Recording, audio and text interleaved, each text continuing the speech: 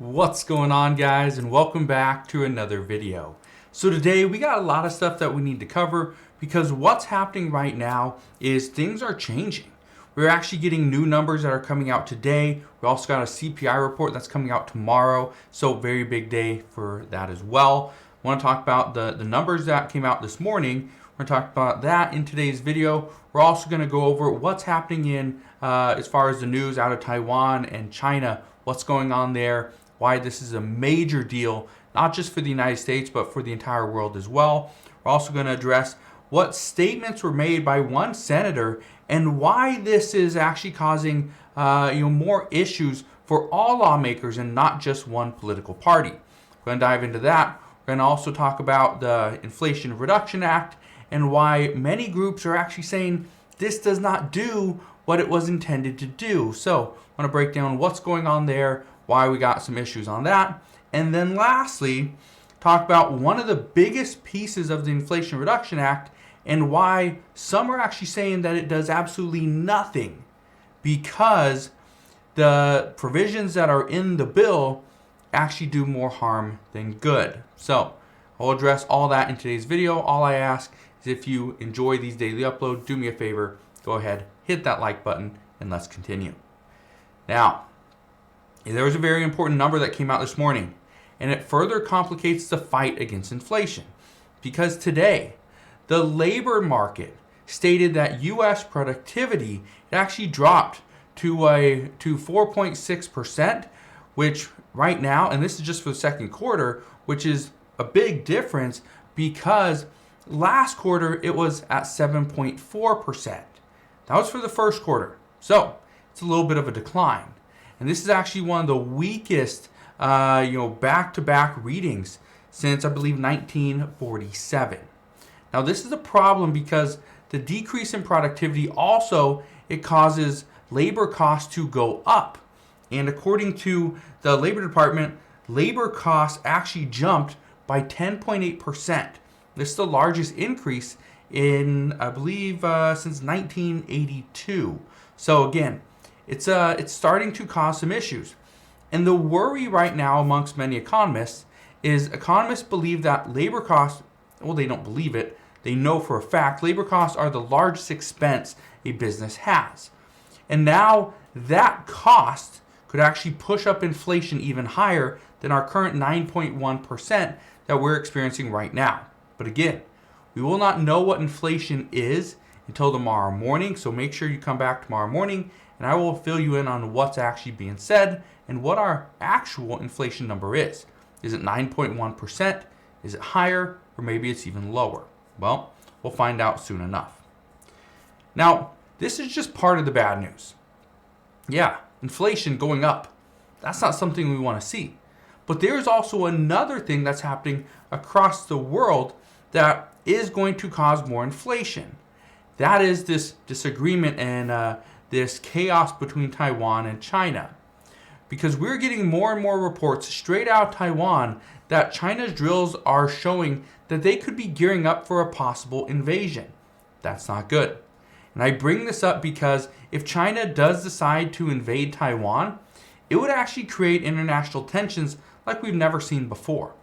Not only do these special military drills that China is doing make Taiwan nervous, it makes the US nervous, it makes Japan nervous, it makes every other country nervous as well, because if there's an issue between China and Taiwan, and China says that no, the Taiwan Strait is not international waters, it's internal waters.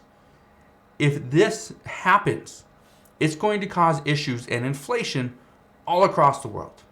Not just for the United States, not just in China, not just in Taiwan. Every single country is going to feel the impacts of this. So again, it's not great news. Now, I do want to touch on one other thing as well. And again, this isn't great news, but I want to touch on something that hasn't really been talked about. And that is what lawmakers are discussing right now. And I know you're probably thinking, well, you always tell us what lawmakers are discussing. And that's true. The problem is it may become a little bit more difficult. And I say this because it's currently August 9th. Okay? So we got September, October, November. We've got about 3 months. 3 months until the midterm elections. Well, what lawmakers or congressional leaders are now telling their party is to remain quiet. And this is coming up because just recently, or actually last week, Senator Ron Johnson made a statement saying that he believes Congress should classify Medicare and Social Security as discretionary spending, which would mean that Congress would need to authorize a new budget every single year to dictate how much Social Security and Medicare actually get. Well, obviously that created a lot of issues. We knew many people came out of the woodworks in just disgust. Why would we get rid of Social Security, and why would we get rid of Medicare and make it discretionary spending so that lawmakers can battle this out every single year, just like they do with the federal budget, which they have to continue to do, stopgap bills because, well, nobody can decide. It's all a political game, and they're just playing with the American people. Yeah. So because of that statement that he made, before it actually, his chances of re-election were very good. There wasn't many marks on it that were going to hurt him. Now he's taking a hit. The problem with this is what we hear every single year when we have an election. Congressional leaders usually tell their party, just remain quiet, stop talking, don't bring up your future plans or ideas, don't talk about what others are talking about, just be quiet until the elections are over. Well, he didn't do that. So, by not talking, this is also a major problem. And I bring this up because Democrats need the American people to know what they're planning on passing to help them out. If it's not this year, what they plan on doing next year. If they don't, according to multiple reports and from many polls from the American people, they say that the American people will only vote based on what has actually been passed, not potential provisions moving forward if nobody is talking about them. Well, for Democrats, this would be a bad sign because not much has actually passed recently, so what are they really going to discuss? Well, again, that's the problem. Again, and I bring this up almost every single day. There's so many discussions going on that are back and forth. Some lawmakers want different provisions in their bills. Some want more relief to the American people. Some want to address inflation. The CHIPS bill, right? It just goes back and forth. But the one thing that many have agreed on is we need a way to reduce inflation. Well, that's where the Inflation Reduction Act of 2022 comes in. But here's the truth. This bill, according to some, does more harm than good. Also, many groups are saying that this doesn't actually do what it was intended to do. Well, what was it intended to do? Well, the goal of the Inflation Reduction Act is to reduce inflation. Kind of says by the name.